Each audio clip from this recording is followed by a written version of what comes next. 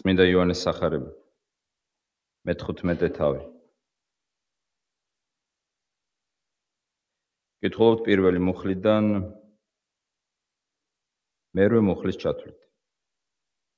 მე ვარ ვაზი ჭეშმარიტი, მამა ჩემი კი მიწის მუშაკია. ყოველი უნაყოფო ლერწს ჩემში ის მაშორებს და ყოველ ნაყოფიერს კი განწმენს, რათა მეტი ნაყოფი გამოიღოს. თქვენ უკვე განწმენდილნი ხართ იმ სიტყვით, რომელიც გითხარით. თქვენ ჩემში დარჩით, მე კი თქვენში, როგორც ლერწი ვერ მოისხამს ნაყოფს თავისით, თუ ვაზზე არ დარჩება, ასევე თქვენც თუ ჩემში არ დარჩებით. მე ვაზი ვარ, თქვენ კი ლერწები, ვინ ჩემში რჩება და მე მასში, იგი ბევრ ნაყოფს ისხამს, რადგან უჩემოთ არაფრის კეთება არ შეგიძლიათ. ვინ ჩემში არ დარჩება, გარეთ გადაიგდება, როგორც ლერწ და დაჭკნება. მოაგროვებენ მათ, ცეცხლში ჩაყრიან და დაიწვება. თუ ჩემში დარჩები და ჩემი სიტყვები თქვენში დარჩება, რასაც ისურვებთ, ითხოვეთ და გექნებათ. ამით განდიდდება ჩემი მამა, თუ ბევრ ნაყოფს გამოიღებთ და ჩემი მოწაფეები იქნებით. ეს არის უფლის სიტყვა. ვილოცოთ. ღმერთ მოწყალეო, მადლობა შენი სიტყვისთვის, რომელსაც ვეკრძალვით, რომელშიც გამოგვიცხადე შენი ნება. გევედრებით უფალო შენი სულიწმიდის მადლით მოგვანიჭერათა ჩავწვეთ შენი სიტყვის ჭეშმარიტებას, გაგვაგონე შენი ხმა შენ სიტყვაში, მოგვანიჭერათა ვერწმუნოთ იესო ქრისტეს და ეს რწმენა გაბედულად ვაუწყოთ სამყაროს. იესო ქრისტეს ჩვენი უფლის მიერ გევედრებით. ამინ. არტურ მილერის ცნობილი პიესის სახელწოდებით კომივოიაჟერის სიკვდილი, რომელმაც პულიცერის პრემიის ჯილდო მიიღო. მთავარი გმირის შვილი პიესის დასასრულს ამბობს სიტყვებს: მან ვერ მოახერხა, გაეცნობიერებინა, რას წარმოადგენდა. ეს სიტყვები მან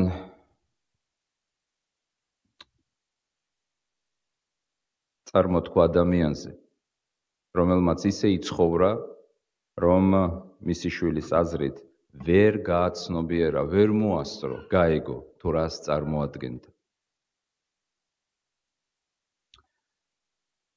მოვახერხეთ თუ არა ჩვენ გაცნობიერება და გაგება, რას წარმოადგენდა. თუ ჩვენზეც იტყვიან იმას, რაც მოხდა მილერის პიესაში, მან ისე იცხოვრა, რომ ვერ გაიგო, ვერ გააცნობიერა, რას წარმოადგენდა, რისთვის არსებობდა, რა იყო მისი დანიშნულება, მისი მიზანი. ეს არ არის კარგი სიტყვები.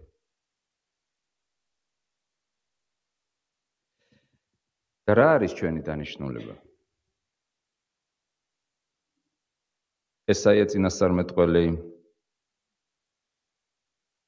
ამბობს: ჩემი ძეები და ჩემი ასულები, ჩემი სახელით წოდებულები, ვინც ჩემი დიდებისათვის გავაჩინე. ვინც ჩემი დიდებისათვის გავაჩინე. იყო ღვთის შვილი, ნიშნავს არსებობდე ღვთის დიდებისათვის. ჩვენ მიერ წაკითხულ საღვთო ტექსტში ჩვენ ამ აზრს მკაფიოდ ვისმენთ. რა თქვა ქრისტემ? ამით განდიდდება ჩემი მამა, თუ ბევრ ნაყოფს გამოიღებ და ჩემი მოწაფეები იქნებით. მთელი ჩვენი ნაწყვეტი მთავრდება ამ სიტყვებით. ქრისტე ლაპარაკობს ღვთის განდიდებაზე. და ჩვენი მოწოდება ამ მტკიცების, ამ სიტყვების თანახმად არის ღვთის განდიდება. როგორც ესაია წინასწარმეტყველებდა, ჩემი ძეები და ჩემი ასულები, ჩემი სახელი წოდებულები, ვინც ჩემი დიდებისათვის გავაჩინე. იესო ლაპარაკობს ვაზზე, ლერწებზე, მევენახეზე და ასრულებს თავის სიტყვას, თავის აზრს ამ სიტყვებით. ამით განდიდდება ჩემი მამა. და როგორ განდიდდება ღმერთი? რანაირად? თუ ბევრ ნაყოფს გამოიღებთ, თქვა ქრისტე. ჩვენი დღევანდელი საუბრის თავარი მტკიცება, თეზა იქნება სწორედ იესო ქრისტეს ეს საოცარი სიტყვები. ღმერთი განდიდდება ბევრი უხვი ნაყოფის გამოხებით. ღმერთი განდიდდება უხვი ნაყოფის გამოხებით. და რა გამომდინარეობს აქედან? რა გამომდინარეობს აი ამ მტკიცებიდან, რაც იესო ქრისტემ განაცხადა, რომ ღმერთი განდიდდება თუ ბევრ ნაყოფს გამოიღებენ, თუ იქნება ბევრი ნაყოფი, ამით დიდდება ღმერთი. ტექსტიდან გამომდინარე სამი რამ. პირველი, ჩვენ უნდა დავრჩეთ ქრისტეში, როგორც ქრისტე გვასწავლის. მეორე, ჩვენ უნდა მივცეთ შესაძლებლობა ქრისტეს დარჩეს ჩვენში და მესამე, ჩვენ უნდა დავიტოვოთ ქრისტეს სიტყვები ჩვენში. სამი რამ, ჩვენ უნდა დავრჩეთ ქრისტეში, ქრისტე უნდა დარჩეს ჩვენში და ქრისტეს სიტყვები უნდა დარჩეს ჩვენში. დასაწყისში რამოდენიმე სიტყვა ვთქვათ ამ მეტაფორაზე, რომელსაც იესო ქრისტე იყენებს. ის ამბობს, მე ვარ ვაზი ჭეშმარიტი. სიტყვის კონაში, ორბელიანის სიტყვის კონაში, ვაზი განიმარტება როგორც ყურძნის ხე. როდესაც ქრისტე ლაპარაკობს ვაზზე, ეს სიტყვა არ იყო უცხო მსმენელებისთვის. საქმე გახლავთ ის, რომ ისრაელი მოიაზრებოდა როგორც ვენახი, გნებავთ როგორც ვაზი. ვაზს თვლიდნენ დედოფალს ხეებს შორის. ის ყველაზე ტანდაბალია და ისრაელისათვის ვაზის მეტაფორა ნიშნავდა, რომ მესიანური ეპოქის დაწყებამდე ისრაელი იყო სუსტი, მცირერიცხოვანი, უმნიშვნელო, ასე ვთქვათ, ტანდაბალი ხეთა შორის, მაგრამ ღვთის მიერ არჩეული, როგორც დედოფალი ხეებს შორის, ხოლო მესიანური ეპოქის დადგომისას აი ეს ტანდაბალი ხე აავსებდა მთელს მსოფლიოს. ახლა კი შეხედეთ, რაც ამბობს იესო. იესო ამბობს, ისრაელი არა, მე ვარ ვაზი ჭეშმარიტი. რას ნიშნავს ეს? მას გადაყავს მთელი ფოკუსი საკუთარ თავზე და ამბობს, ჭეშმარიტი ვაზი, რომელზეც თქვენ ხშირად გსმენიათ, ვარ მე. ეს იყო განაცხადი მესიისა. ეს რომ ვინმე სხვას ეთქვა, უკვე ღვთის გმობად ჩაითვლებოდა. დიდ მკრეხელობად ჩაითვლებოდა. იმიტომ რომ ეს ეპითეტი ღვთის ერისათვის, ისრაელისათვის გამოიყენებოდა.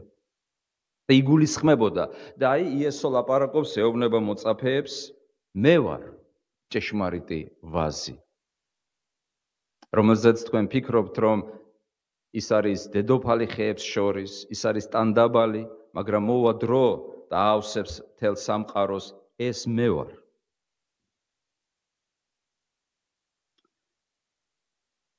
წარმოიდგინეთ ქრისტეს მსმენელები, როგორ ისინი ებრაელები იყვნენ, ისინი იყვნენ გაზრდილი ებრაულ ტრადიციაში და მათ ძალიან კარგად ესმოდათ ვენახის, ვაზის მეტაფორა. გაიხსენეთ ესაიას მეხუთე თავი, გაიხსენეთ იერემიას წიგნი, სადაც ლაპარაკია ვაზზე, სადაც ლაპარაკია ვენახზე, ღვთის ერთან მიმართებაში და აი მოდის პიროვნება, კაცი ნაზარეთიდან, ხუროს შვილი და ამბობს მე ვარ ვაზი, მე ვარ ჭეშმარიტი ვაზი. მე ვარ მესია. უკვე ეს სიტყვები ნიშნავდა ქრისტეს მესიანობის აღიარებას. საერთო ჯამში რას ნიშნავს ქრისტე ვაზი, ხოლო ჩვენ ლერწები, ანუ მრტოები ყურძნის ხისა. ნეტარი ავგუსტინე გვაძლევს ძალიან მოკლე, მაგრამ ბიბლიურ სიღრმისეულ თეოლოგიურ განმარტებას. ის ამბობს, რომ სიტყვები მე ვარ ვაზი, ხოლო თქვენ ხართ ლერწები, გამოხატავს იმას, რომ იესო არის ეკლესიის თავი, ხოლო ჩვენ ქრისტიანები მისი ასოები, მისი სხეულის ნაწილები. როდესაც იესო ამბობს მე ვარ ვაზი, ხოლო თქვენ ხართ ლერწები. ის ლაპარაკობს იესოს თაობაზე, ხოლო ჩვენზე როგორც მის ასოებზე. და ნეტარი ავგუსტინე დასძენს, ის არის შუამავალი, შუამდგომელი, შუამყოფელი ღმერთსა და ადამიანებს შორის, კაცი იესო ქრისტე. როგორც წმინდა პავლე მოციქული ტიმოთეს პირველ ტიმოთეს მიმართ ეპისტოლეში ამბობს, ერთია ღმერთი და ერთია შუამავალი, კაცი იესო ქრისტე. ეს არ ნიშნავს, რა თქმა უნდა, რომ ის არ არის ღმერთი. ის არის ხორცშესხმული ღმერთი, გამხდარი ადამიანი ცოდვის გარეშე. მაშასე იესო არის ჭეშმარიტი ვაზი, ხოლო ჩვენ ვართ ლერწები. ღმერთი განდიდება თუ ქრისტიანი ბევრ ნაყოფს გამოიღებს. როგორ შეიძლება მან გამოიღოს ნაყოფი? თუ ის დარჩება ქრისტეში, ქრისტე დარჩება მასში და ქრისტეს სიტყვები მასში დარჩება. პრაქტიკულად ეს სამივე მტკიცება, რაც აი ამ ნაწყვეტში ჩვენ ამოვიკითხეთ, სამ დარჩენაზეა ლაპარაკი, თუ მიაქცევთ ყურადღებას, ჩვენ დავრჩეთ მასში, ის დარჩეს ჩვენში და ქრისტეს სიტყვები დარჩეს ჩვენში. ეს სამივე მტკიცება არის ერთი და იგივე. ერთზე საუბრობს. ერთი მთლიანის სამგვარი გამოხატულება. შეუძლებელია დარჩე ქრისტეში და ქრისტე არ დარჩეს შენში. ან შეუძლებელია იყო ქრისტეში და ქრისტეს სიტყვები არ იყოს ჩვენში. ეს ერთმანეთის განმარტებელი მტკიცებებია. იესოს შეეძლო ეთქვა, ვინც დარჩეს ჩემში და საკმარისი იქნებოდა. მაგრამ იმის აღსანიშნავად, იმის დასასაბუთებლად, იმის გადმოსაცემად, რომ ქრისტესა და ჩვენ შორის უნდა არსებობდეს ერთობა, მოზიარეობა. ის სამგვარად ლაპარაკობს ამ ერთობაზე და მოზიარეობაზე. სამგვარად გვასწავლის და გვეუბნება, თუ როგორ არის ის ჩვენი თავი, ხოლო ჩვენ მისი ასოები. ჩვენ რჩებით მასში, ის რჩება ჩვენში და ქრისტეს სიტყვები რჩება ჩვენში. რას ნიშნავს უხვი ნაყოფი, ან ნაყოფის გამოღება? რა მეტაფორაა აქ? ალბათ დღეს დადგა დრო, რომ გავიხსენოთ ნაყოფები, რომლის ხილვად სურს უფალს თითოეულ ჩვენგანში. და რა ნაყოფებია ეს? ალბათ ყველა მზეპირად იცით. გალატელთა ეპისტოლე მეხუთე თავი. აბა გავიხსენოთ. სულის ნაყოფი. 9 სახელწოდება. რა არის პირველი? პირველი ეს არის სიყვარული. მეორე სიხარული. მესამე ქლიავი. რომელსაც ახლა ხედავთ აქ. რა ნაყოფებზია აქ ლაპარაკი?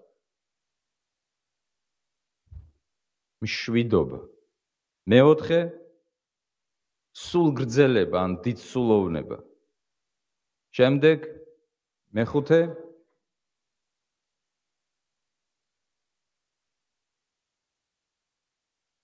სულ გრძელების ან დიდ სულოვნების შემდეგ, კეთილგანწყობა. შემდეგი, სახიერება, სიკეთე. შემდეგი, ერთგულება. შემდეგ, თვინიერება.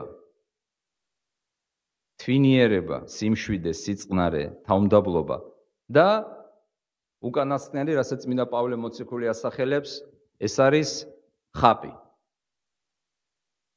რა არის? თავშეკავება. ხომ არ შეგვცდა? ხო დავასახელეთ 9. ცოდნა ერთია, დაზეპირება ერთია, მაგრამ მეორე ამ ყველაფრის გამოვლინება. თავშეკავება, რას ნიშნავს თავშეკავება? ეს იმას ნიშნავს, რომ ყველაფერი არ ჭამოს სუფრაზე, რასაც ხედავ. ეს არ არის თავშეკავება. თავშეკავება ეს არის ყველაფერი არ გააკეთო, რაც შენ გსურს. წარმოგიდგენიათ ადამიანი, რომ ყველაფერს აკეთებდეს, რაც სურს, რა იქნებოდა? ალბათ გადაჭამდნენ ერთმანეთს, არა? იქნებოდა ორიენტელი ძალადობებისა. რას ნიშნავს თავშეკავება? მიაქციეთ ყურადღება, რომ წმინდა პავლე მოციქული არ ამბობს ნაყოფები, ამბობს ნაყოფი. რატომ? იმიტომ, რომ ნაყოფები სიმეტრიულად იზრდება ჩვენში. არ შეიძლება თქვენ თქვათ, რომ ჩემში არის ერთგულება, მაგრამ თავშეკავება არ არის. ანუ თავშეუკავებლობა, იგივე მუცელღორობა ძლავრობს. ნაყოფი ერთია. 9 დასახელება აი ამ სათნოებებისა წარმოადგენს ერთ მთლიან ნაყოფს და საბოლოო ჯამში აი ეს უხვი ნაყოფი აი ამ რიცხვისგან შემდგარი 9 რიცხვისგან შემდგარი მოგწონთ რიცხვი 9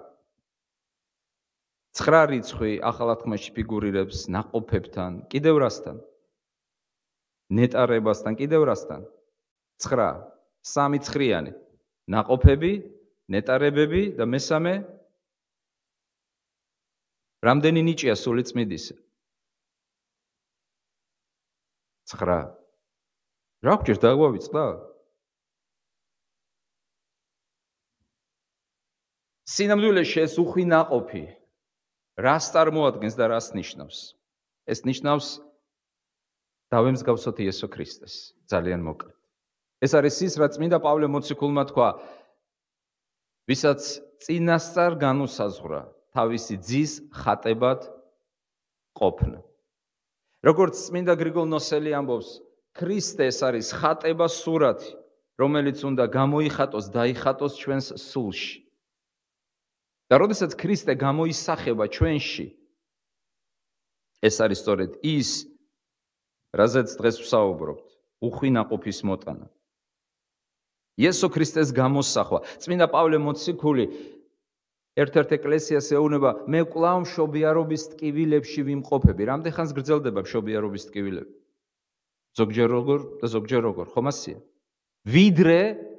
ვიდრე ეს ხო მეტაფორაა არანაირ მშობიარობის ტკივილებში კაცი წმინდა პავლე მოციქული არ იმყოფებოდა აშკარა ეს მეტაფორაა რისი თქმა სურს მას ვიდრე მე ვიტანჯები როგორც მშობიარე ქალი იტანჯება თუმცა დღეს აღარ იტანჯება ხო დღეს ხდება ზურგში ნემსის დარტყმა და ტკივილების მოხსნა მაგრამ იმ დროს როცა წმინდა პავლე მოციქული ამას წერდა არანაირი ასეთი გაყუჩება ანესთეზია არ არსებობდა ყველა იტანჯებოდა ერთნაირად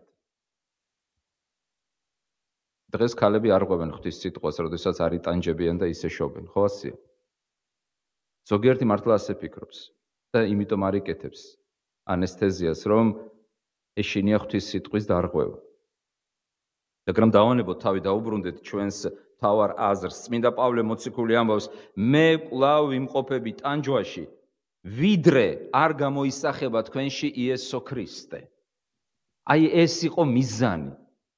რა არის მიზანი? მოვედით ეკლესიაში, მოვინათლეთ, დავდივართ, კითხულობთ ბიბლიას და ასე შემდეგ. რა არის? თუ ეს ყველაფერია მიზანი, ეს მიზანი არ არის. ეს საშუალება არ აგვერიოს. ეს მიზანი არ არის. ეს არის საშუალება მიზნის მიღწევისთვის. როდესაც სპორტსმენი ვარჯიშობს, ვარჯიში მიზანია თუ არა? არა. ვარჯიში რა არის? საშუალება, რომ გაიმარჯვოს. როდესაც მოწაფე სწავლობს, ან სტუდენტი აბარებს და აგრძელებს სწავლას, ეს არის მიზანი.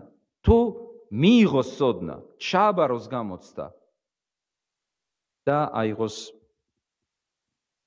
დიპლომი. ჩვენ არ უნდა აგვერიოს საშუალება მიზანში და მიზანი საშუალებაში. რა არის მიზანი? იესომ თქვა ძალიან აშკარად ამ ტექსტში.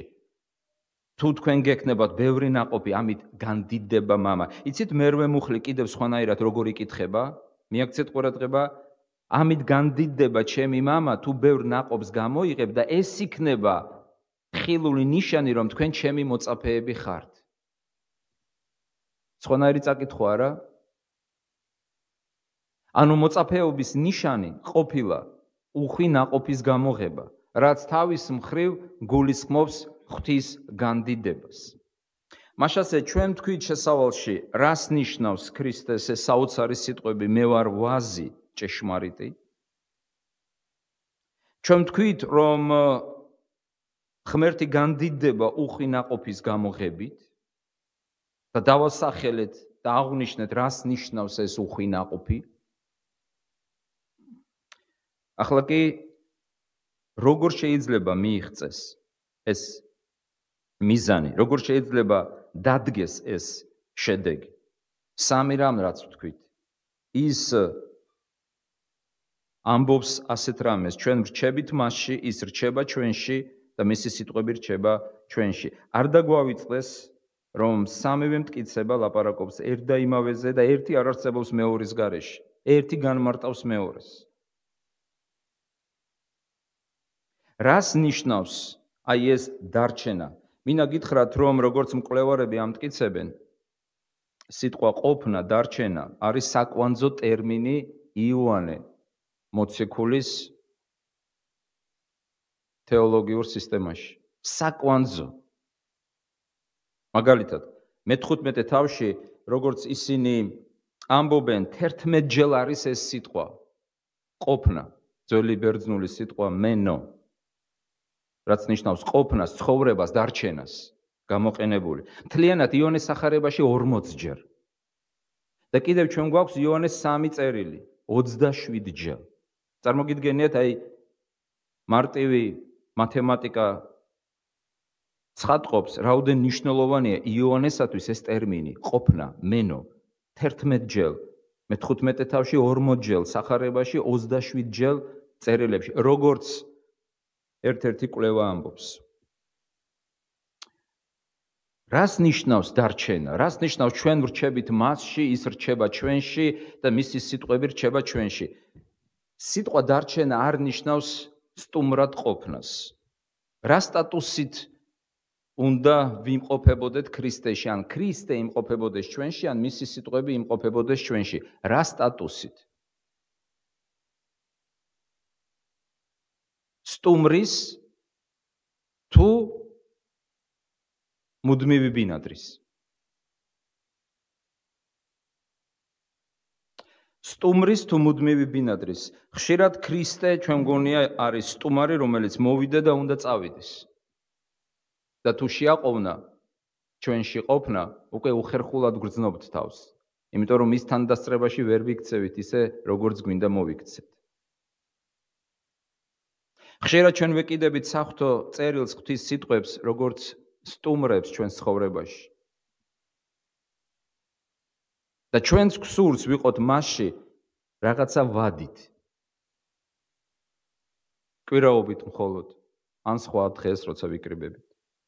მაგრამ მენო იოანესათვის ნიშნავს ყოფნას, ცხოვრებას, დარჩენას.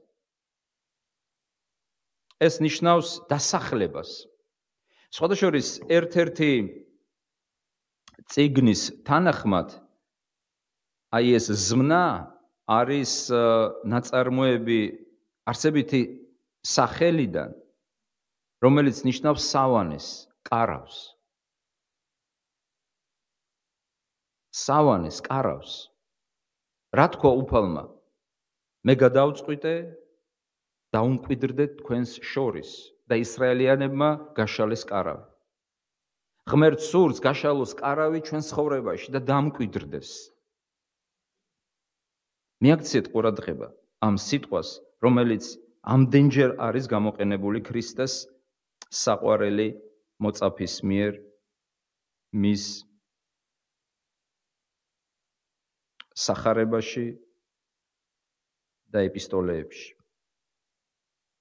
უფრო კონკრეტულად დავრჩეთ ქრისტეში, ვიყოთ ქრისტეში, ვიცხოვროთ ქრისტეში. შეიძლება ნიშნავდეს სულ მცირე სამ რამეს. ისევ სახარებიდან გამომდინარე, პირველი მიიღო ქრისტე, როგორც შენი უფალი და შენი მხსნელი. მეორე იყო მასში რწმენით, აგრძელებდე მასში ყოფნას რწმენით, ანუ გჯეროდეს, განუწყვეტლივ გჯეროდეს მისი. არა ერთჯერადი დაჯერებით, არამედ განგრძობადი დაჯერებით. არა ისე რომ დავიჯერე და დავივიწყე, არამედ დავიჯერე და მჯერა. უწყვეტად მჯერა. და მესამე, ეს ნიშნავს სიყვარულში მორჩილებას. აი რას ნიშნავს ეს ზმნა, დარჩენა, გნებავთ ჩვენი დარჩენა ქრისტეში, ქრისტეს დარჩენა ჩვენში და გნებავთ ქრისტეს სიტყვების დარჩენა ჩვენში. ეს ნიშნავს ქრისტეს მიღებას, ნიშნავს ქრისტეში რწმენით უწყვეტად ყოფნას, ანუ მის უწყვეტ დაჯერებას და მესამე მის სიყვარულში ყოფნას, სიყვარულის მორჩილებაში ყოფნას. და მაინც მინდა გაგიზიაროთ შესანიშნავი დაკვირვება ნეტარი ავგუსტინესი, როგორ ის განასხვავებს ჩვენს დარჩენას ქრისტეში, ქრისტეს ჩვენში დარჩენისგან. იესომ თქვა, ამბობს ნეტარი მამა, დარჩით ჩემში და მე თქვენში. მაგრამ ისინი ისე არ არიან მასში, როგორც ის არის მათში. ორივე მათთვის სასარგებლოა და არა მისთვის, ანუ ქრისტესთვის, რადგან ლერწების ურთიერთობა ვასთან ისეთია, რომ ისინი არაფერს აძლევენ ვაზს, არამედ იღებენ მისგან იმას, რაც სიცოცხლისთვის აუცილებელია. ამავდროულად ვაზის ურთიერთობა ლერწებთან ისეთია, რომ ის მათ ასაზრდოებს, მაგრამ მათგან არაფერს იღებს.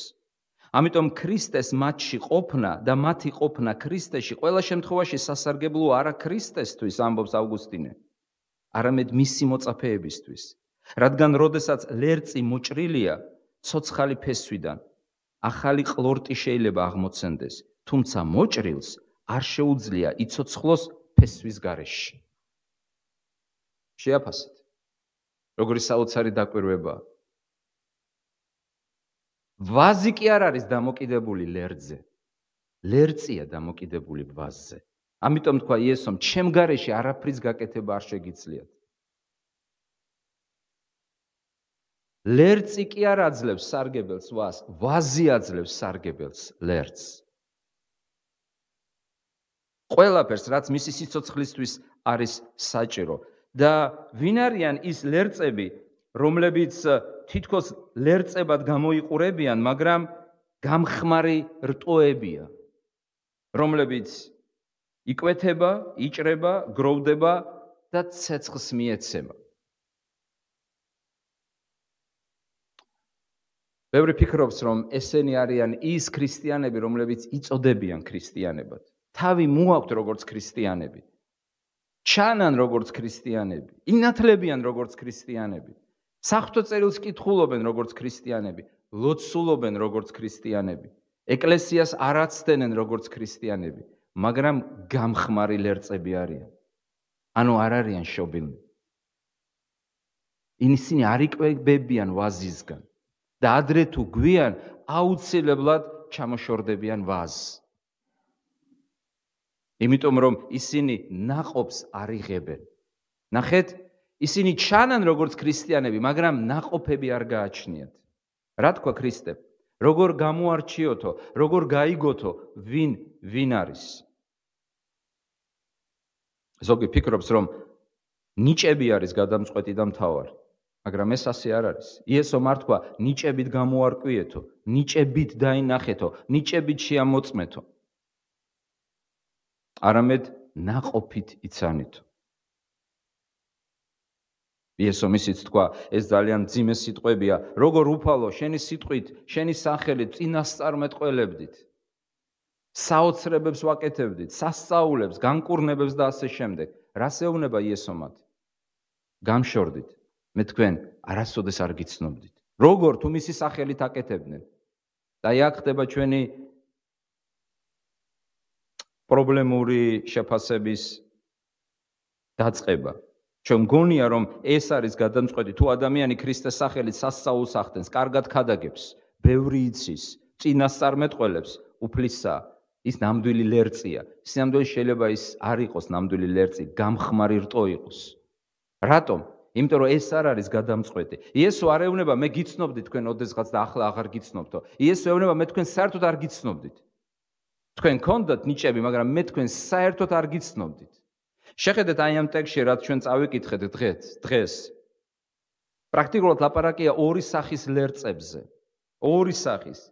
ერთნი, რომლებიც არიან ვაზზე, გარკვეული პერიოდი, გარკვეული დროის განმავლობაში, შეიძლება 10 წლეულობით. კაცმა არ იცის. მაგრამ არ ეკუთვნიან ვაზს, არ იკვებებიან ვაზისგან, ნაყოფს არ იძლევიან, არ არის მათში არანაირი მცდელობაც კი ნაყოფის გამოღების. ხოლო მეორენი იმყოფებიან ვაზზე და შეხედეთ გრადაციას. ნაყოფი მოაქვთ, იწმინდებიან, რომ კიდევ უფრო მეტი ნაყოფი მოიტანონ და შემდეგ უხვი ნაყოფით ადიდებენ ღმერთს. ანუ ეს არის მუდმივი პროცესი. თქვენ ვერასოდეს ვერ იტყვით, რომ ეს საკმარისი სიყვარული მაქვს, საკმარისი სიხარული მაქვს, საკმარისი თავშეკავება მაქვს. აი თუ კოკა-კოლას არ ვსვამ, მივახცე, უკვე სათნოებაა ჩემში.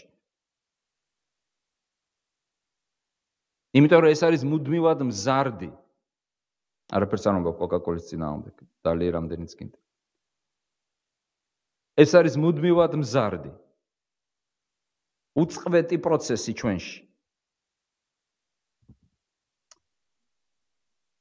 კიდევ ერთი დეტალი. რას ნიშნავს ქრისტეს სიტყვები დარჩეს ჩვენში? ექვთიმე ზიგაბენი, ცნობილი ბიზანტიელი ღვთისმეტყველი, საოცრად განმარტავს. ის ამბობს, რომ ქრისტეს სიტყვები დარჩეს ჩვენში, სხვა არაფერია თუ არა ამ სიტყვების შესრულება. და თუ ჩვენ მართლაც გულისყურით დაუდგებთ, გავაგრძელებთ ქრისტეს სიტყვების მოსმენას, გულისყურით დაუგდებთ ყურს, როგორი გამოთქმა არ ვიცი, როგორ გადათარგმნის, დაუგდებთ ყურს, თითქოს ვიჭრეთ ყურს და ვაგდებთ. ქრისტეს სიტყვებს აღმოვაჩენთ, რომ იესო მისი სიტყვის გარეშე ჩვენ ცხოვრებაში არ მოდის. რას ნიშნავს? კიდევ ერთხელ, ეს სამი მტკიცება კარგად გავიაზროთ. ჩვენ რჩებით მასში, ის რჩება ჩვენში, მისი სიტყვები რჩება ჩვენში. ეს ერთმანეთთან დამოკიდებულია. ერთმანეთთან ისია შეზრდილი ეს სამი მტკიცება, შესისხორცებული, რომ პრაქტიკულად ერთ და იმავეს ნიშნავს და განმარტავს ერთმანეთს. ის რომ ჩვენ ქრისტეში ვარ და ქრისტე ჩვენში, ამის ნიშანი არის ის, რომ მისი სიტყვები არის ჩვენში. ექვთიმე ზიგაბენი ამბობს, მისი სიტყვები ჩვენშია ნიშნავს სხვა არაფერს თუ არა ამ სიტყვების შესრულებას. და შემდეგ აჯამებს, ქრისტე ჩვენში რომ იმყოფება, ნიშნავს იმას, რომ მისი სიტყვა ჩვენ მიერ სრულდება. მაგალითად, ადამიანი ამბობს, მე ქრისტეში ვარ და მის სიტყვებს უგულებელყოფს. არის თუ არა ქრისტეში, გეკითხებით. მაგალითად ის ამბობს, ქრისტე ჩემშია, მაგრამ მის სიტყვებს უგულებელყოფს. არის ქრისტე მასში თუ არა? ანუ ნიშანი, იესომ წამოწია თავისი სიტყვის სტატუსი და მნიშვნელობა იმდენად და იმხელა მნიშვნელობა მისცა, რომ თავის მყოფობას ჩვენში გაუტოლა კიდეც. როგორც წინასწარმეტყველი ამბობს, მე ავამაღლე, ჩემი სიტყვა ყველა ჩემს სახელზე მაღლა. არ არსებობს ქრისტეს სახარების გარეშე. და რატომ შეუძლია აი ამ ვაზ, ჭეშმარიტ ვაზ, ჩვენ მოგცეს ყველაფერი და უკვე მოგცა ყველანაირი სასიცოცხლო, როგორც ავგუსტინე ამბობს, ნეტარი მამა, საშუალება, რათა გამოვიყოთ ნაყოფი. რატომ? რა არის ასეთი განსაკუთრებულობა აი ამ ვაზში? ის, რომ მას მოუხდა თავისი სიცოცხლის ფასად, თავისი სიცოცხლის შეწირვის ფასად, ჩვენ გავეცოცხლებინეთ. ჩვენ უნარიანები გამხდარიყავით ნაყოფის მოტანისათვის. და როგორ გააკეთა მან ეს? ჯვარზე სიკვდილით. ჯვარზე სიკვდილით. იესომ წინასწარ დაინახა ჩვენი თავები, როგორც გადარჩენილები. მაშინ, როცა ჩვენ არც კი ვიყავით არამცდო დაბადებული, მოფიქრებულებიც კი, ჩვენი მშობლებიც კი არ არსებობდნენ. წინასწარ განჭვრიტა და წინასწარ დაინახა ჩვენი არსებობა და უზრუნველყო ჩვენთვის, რომ ყოფილიყავით ჭეშმარიტი ლერწები, აი ამ ჭეშმარიტ ვაზზე ნაყოფის გამოსაღებად. რათა საბოლოო ჯამში გამდიდებულიყო ღვთის სახელი. მას ეს დაუჯდა სიცოცხლის ფასად. ნაყოფი, რომელიც ჩვენ მოგვაქვს, შესაძლებელი ხდება ქრისტეს გამო. თავად იესო გახდა ღვთის წინაშე დათესილი მარცვალი, აქ სხვა მეტაფორაა, მაგრამ იგივე ნაყოფის დათესილი მარცვალი, რომელიც ჩავარდა მიწაში, მოკვდა, იმიტომ რომ ბევრი ნაყოფი გამოეხო. ხედავთ, სიკვდილის გარეშე არანაირი ნაყოფი არ არსებობს. გასხლის გარეშე არანაირი ნაყოფი არ არსებობს. გსმენიათ თუ არა თქვენ ვაზის ტირილის შესახებ? როდის ტირის ვაზი? როდესაც რას უშვებიან? ძალადობენ მასზე. ხოსია? ისხლება, ძალადობენ, ჭრიან.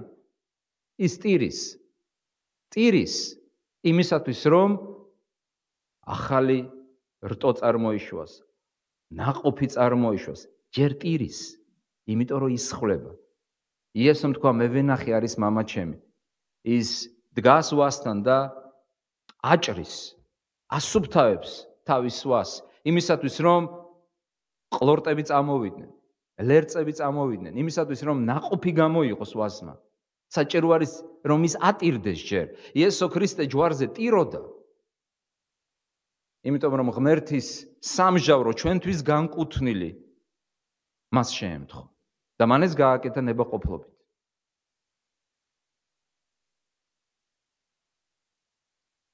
მოუტანოთ უფალს უამრავი ნაყოფი, იმიტომ რომ ქრისტე შეეწირა ჩვენთვის ჯვარზე. ამინ.